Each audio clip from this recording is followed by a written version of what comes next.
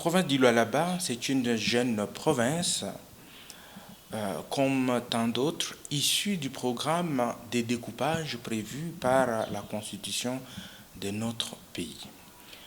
Et donc aujourd'hui, tout ce que nous avons dans la province du Lualaba est l'œuvre des pionniers.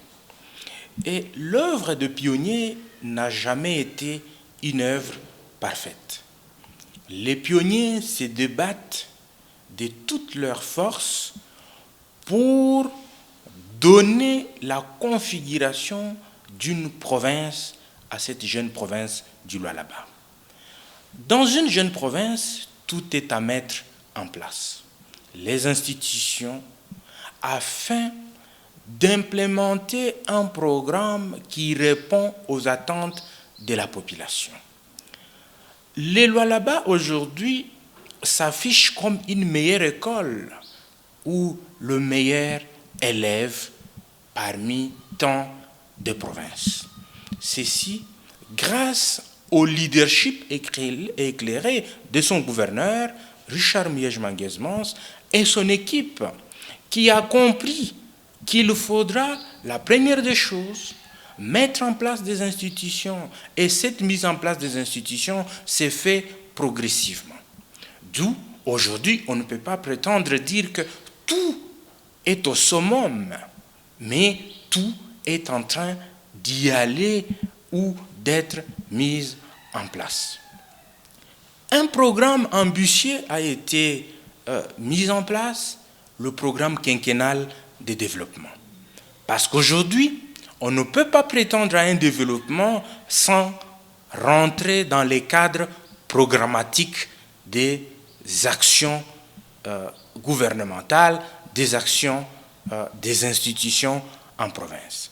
Ces programmes du gouvernement prévoient dans ces piliers la diversification des ressources.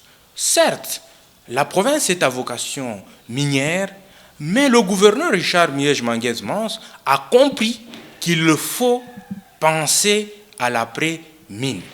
D'où le fait de prendre l'agriculture, le tourisme comme d'autres sources nécessaires pour produire des richesses. Les Lualaba potentiellement riches, c'est vrai. Il faut une intelligence pour transformer le potentiel en richesses qui vont être redistribuées dans la population par la réalisation des œuvres. Les infrastructures, nous en comptons en grand nombre pendant ces 5 premières années. Pouvons-nous penser que c'est suffisant? Non, c'est l'œuvre des pionniers. Tout est à refaire, tout est à mettre en place et tout est à régler. Voilà pourquoi on ne peut pas venir avec un regard sévère dans une province naissante. Parce qu'une province naissante nécessite un encadrement institutionnel.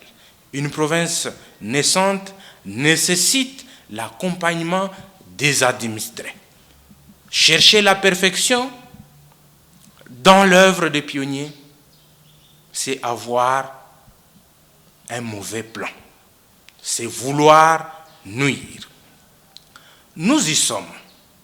Les provinces aujourd'hui acquises plus de 18 mois de retard de rétrocession aux jeunes provinces ou aux provinces. Comment les provinces vont-elles s'en sortir sans rétrocession, sans ressources? C'est un problème. Une jeune province comme les Lualaba nécessite d'un encadrement institutionnel. D'où, aujourd'hui, les Lualaba acquisent le record des contrôles. Et d'ailleurs, on aura vidé tous les types de contrôles.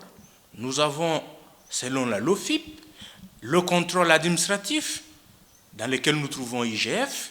Nous avons le contrôle juridictionnel exercé par la Cour des comptes et le contrôle parlementaire exercé par les élus.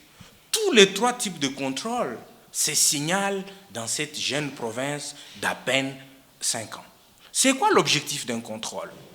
Est-ce pour chercher des poux sur la tête de chauve? Ou encore L'objectif est de suicider les gestionnaires? Non et non. L'objectif de contrôle est d'améliorer la gestion. L'objectif de contrôle, c'est de déclencher le mécanisme d'accompagnement des institutions. Et surtout, ces institutions trop jeunes qui nécessitent un accompagnement au pas à pas afin de leur permettre d'imprimer l'élan de développement, comme c'est déjà le cas dans la province du Lualaba, pour l'épanouissement, pour rencontrer les desiderata des administrés. Et notre accompagnement est celui des administrés. Le peuple ou la population lualabaise joue un très grand rôle, parce que tout ce qui se fait doit se faire au profit de la population et doit rester éveillé pour qu'il n'y ait pas quelque chose qui soit à l'encontre ou qui soit en sa défaveur. Voilà pourquoi nous souhaitons à cet enfant de 5 ans un avenir radieux. Mais pourvu que les citoyens comprennent la nécessité de vrai pour le progrès, le développement intégral. C'est ici que trouve l'essence même de soutenir le gouverneur Richard Miege-Manguez-Mons, qui, lui, a compris qu'il faut relever les défis. Et pour le gouverneur Richard Miege-Manguez-Mons, le défi est de réduire l'écart entre la réputation des richesses et la vie sociale des populations. Pour y arriver, il faut une conjugaison d'efforts de tous.